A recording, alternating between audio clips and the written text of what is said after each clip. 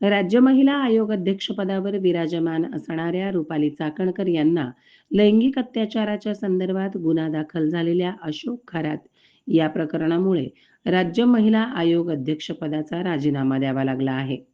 खरात यांच्याशी असलेले गुरुनात्याचे संपर्क चाकणकर यांना चांगलेच भोवले असून शुक्रवारी सायंकाळी राज्य महिला आयोग अध्यक्षपदाचा त्यांनी उपमुख्यमंत्री सुनेत्रा पवार यांच्याकडे राजीनामा सुपूर्द केल्याची माहिती समोर आली आहे.